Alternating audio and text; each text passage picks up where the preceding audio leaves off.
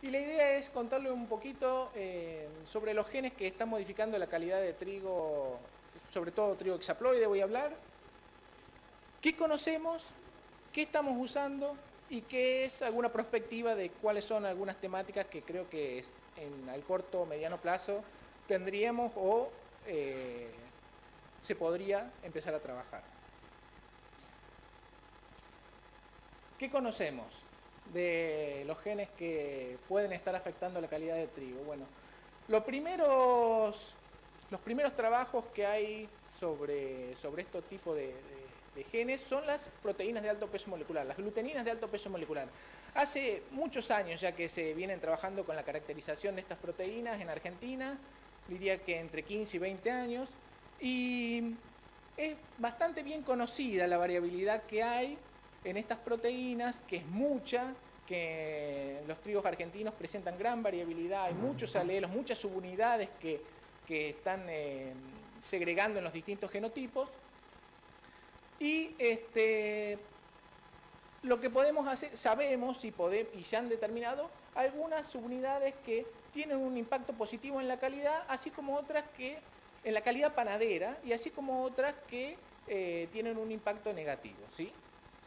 Como decían en las charlas anteriores, cuando hablamos de calidad no tenemos que decir que es buena o mala calidad, sino para qué, ¿sí? Cuando hablamos de calidad panadera, uno de los alelos o subunidades importantes que segregan y que son de importancia en calidad es la subunidad de GLUB1 7 más 8, ¿sí? Dentro de esa subunidad se ha encontrado un alelo diferencial que es el 7 más 8 sobreexpresado, que son dos copias funcionales del mismo gen y que lo que hacen es que los trigos que tienen esas subunidades presenten una mejor calidad industrial, ¿sí? Este es un grafiquito que muestra la frecuencia de ese alelo con datos del INASE 2016 en los distintos grupos de calidad de trigo. ¿Cuál es la frecuencia del alelo 7 más 8, pero de la variante 7 sobreexpresada? Y vemos que un 35% de la variedad del grupo 1 tienen esa subunidad, un 10 o un 12%, un poquito más del 10% del grupo 2 la tienen, y solamente había una variedad que era del grupo 3 que tenía esta subunidad, que en combinación con otras tenía otras subunidades que eran de muy mala calidad, por eso no llegaba a compensar. Esto lo resalto, y ¿por qué resalto este alelo? Porque creo que es de lo más importante que tenemos en el germoplasma argentino para trabajar con calidad y que deberíamos estar haciendo, sobre todo lo que se habló en este congreso, una presión de selección a favor de estos alelos.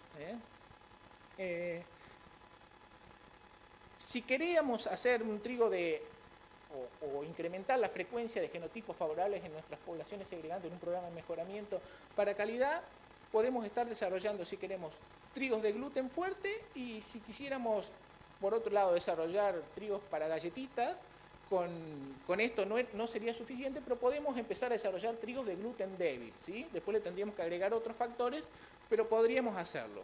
Si quisiéramos desarrollar un trigo de gluten fuerte, tendríamos que elegir una subunidad como ser la 2 asterisco o la 1, y mientras que si quisiéramos desarrollar un gluten débil, podríamos incorporar la subunidad 1 para GLUA1, que es una de las 3 subunidades de gluteninas de alto peso molecular que tenemos.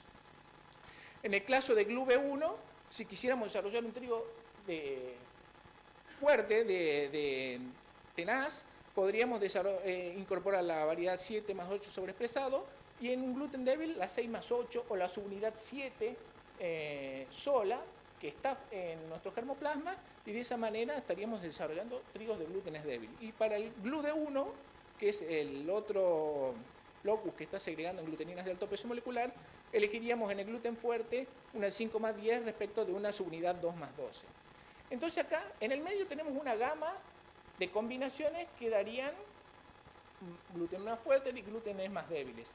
Pero en los extremos, seleccionando estas combinaciones, uno se podría estar asegurando en una buena proporción de que si yo tengo líneas que tienen esta combinación, voy a tener trigos de muy buena hasta excelente calidad panadera, mientras que si selecciono esta combinación, más posiblemente sea un trigo semiduro o que tenga gluten débil, ¿sí? No son los únicos genes, obviamente, que definen la calidad, pero podemos hacer un buen trabajo en las poblaciones segregantes si nos aseguramos de tener alta frecuencia de estos alelos en nuestras poblaciones segregantes, ¿sí?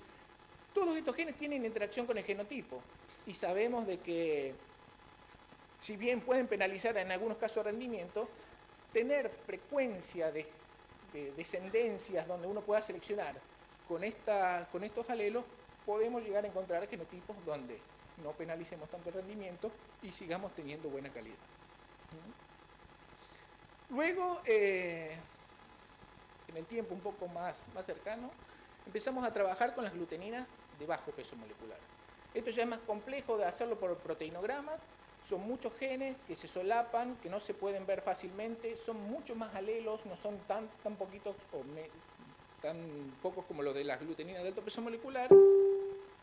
Entonces la estrategia fue desarrollar marcadores moleculares para poder caracterizar la variabilidad. La conocemos bastante bien en el germoplasma argentino, algunos marcadores no son tan eficientes para amplificar los alelos, así que cuesta un poco.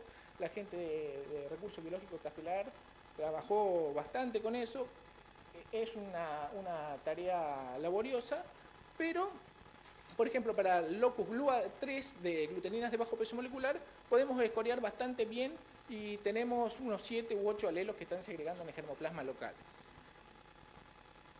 Hay un montón de estudios que dicen que las proteínas de bajo peso molecular también tienen efecto en la calidad. Hemos estudiado algunas, pero hay una en particular que me gustaría resaltar, que es las gluteninas de bajo peso molecular, GLUD3 de la variedad Prointa guazú. Las gluteninas de bajo peso molecular, una cualidad que tienen es que están ligadas a las gliadinas también. Digamos, son clústeres de genes donde se mezclan gluteninas y gliadinas y que no recombinan y segregan en conjunto, ¿sí? Entonces, siempre cuando hablo del efecto de las gluteninas de bajo peso molecular de Prointa guazú, en realidad siempre tiene asociado el locus de gliadina correspondiente, que es GLID1, porque no puedo diferenciar, hasta el momento por lo menos, cuál es la que realmente está haciendo el aporte, si es la glutenina o es la gliadina. Pero sí encontramos de que haciendo poblaciones, cruzamientos de Prointa guazú con Prointa oasis, que son variedades que tienen el mismo patrón de gluteninas de alto peso molecular. Ambas tienen la translocación de centeno, sin embargo una es de grupo 3 de calidad y la otra era de grupo 1 de calidad. Encontramos que este es el gen responsable que da la principal variación en los aspectos de calidad. ¿Sí? Vemos que en 3 años seguidos, tanto en mixograma y en el SLNI, se vieron diferencias significativas. Hay interacción con el año también, pero bueno, es un gen que sumado, por ejemplo, al 7 más 8 sobreexpresado, podemos estar sumando más todavía calidad a esta combinación que habíamos resaltado antes de 2 asteriscos, 7 más 8, 5 más 10. ¿Sí? Ya tenemos entonces un gen de proteínas de bajo peso molecular al cual sumar. Hay otros trabajos, hay otros alelos que pueden ser favorables, yo en este caso resalto uno solo, pero quiero decirte que conocemos y podemos trabajar con eso. Si los programas nos interesa la calidad, es algo que de los marcadores creo que, o de la selección asistida, se puede ayudar bastante. Otro gen que está modificando la calidad es los genes de purindolina relacionados con la textura de grano. Estos genes tienen la particularidad que son 2 genes, pero que están en copia en un solo cromosoma de trigo, en el cromosoma 5D. Y también es bastante tiempo que hay marcadores moleculares, conocemos la variabilidad que tenemos en el germoplasma local para estos genes. Se sabe que los trigos panaderos argentinos tienen mutado o no funcional una de las 2 copias de estos 2 genes, ya sea la de genoma, la purindolina A o la purindolina B, mientras que los trigos candiales, que les falta el genoma D, no tienen ninguna de los 2 genes, ¿sí? Y eso está muy relacionado con la textura del grano. Los trigos blandos se expresan las 2 proteínas, son funcionales, y eso es una de las principales, no la única, pero una de las principales causas de diferenciar trigos blandos para galletita, trigo pan y trigos candiales.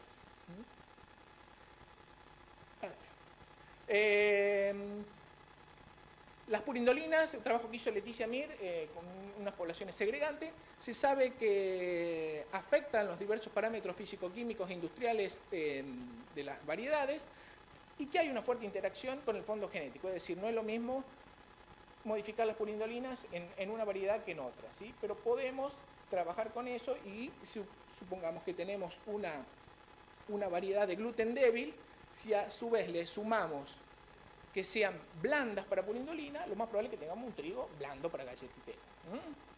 Estos trigos, estas proteínas no se pueden recombinar, es decir, para tener un trigo blando tenemos que empezar con un genotipo que ya tenga los dos genes funcionales. No podemos decir, bueno, yo elijo una variedad que sea nula para este gen y funcional para esta y una contraria, porque nunca van a recombinar. ¿Sí? Siempre tenemos que empezar a trabajar con un genotipo que tenga los dos genes funcionales. Bueno, esto es otro gen que modifican la calidad del almidón, que son los genes WAXI. Yo hice mi tesis de grado, tesis doctoral con estos genes y la verdad que, bueno, la principal satisfacción es que después de todos esos trabajos, una empresa comercial decidió desarrollar e inscribir dos variedades comerciales con esta característica y principalmente lo que hace es bajar el contenido de amilosa a medida que vamos aumentando las copias no funcionales del gen. Como tenemos 3 copias, el contenido de amilosa cuando tenemos los 3 genes rotos es prácticamente nula. Y estos almidones tienen propiedades industriales diferenciadas y tienen propiedades para la industria de los pegamentos, alimenticias. Y bueno, la verdad que más allá de que no estuvimos involucrados en la liberación de las variedades, es satisfactorio de que el trabajo de tantos años alguien lo haya tomado y lo haya llevado realmente a la práctica.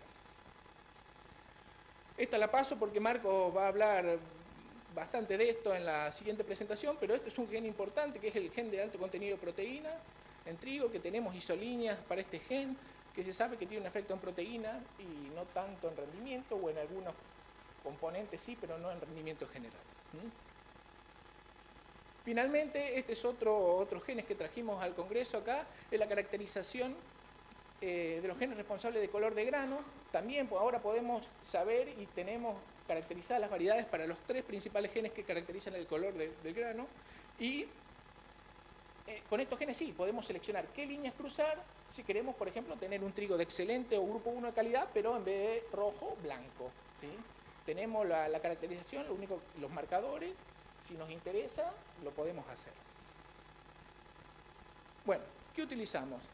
Esta es una diapositiva sola, porque en realidad es como un sentimiento encontrado. Marta ayer proponía de que realmente tenemos muchas calidades de trigos y que están en el mercado. Pero a mí me parece que con las herramientas que tenemos podemos desarrollar muchos más trigos, muchas más calidades.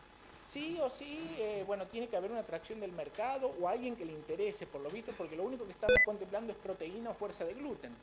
Pero creo que el 7 sobreexpresado, el GPC, tendrían que ser genes que en los programas de mejoramiento, o por lo menos tenerlo en alerta de que no se nos caigan de frecuencia. Porque si normalmente tomamos una estrategia de cruzar bueno por bueno, teniendo en cuenta los trigos europeos, franceses, lo más probable es que esos genes empiecen a caer en frecuencia y después nos cueste mucho volver a tener altos potenciales de rendimiento con buena calidad. Digamos, tendríamos que estar seguros de que esos genes los tenemos. Son genes amigos que nos van a ayudar, son poquitos, pero que nos van a ayudar a no caernos con la calidad.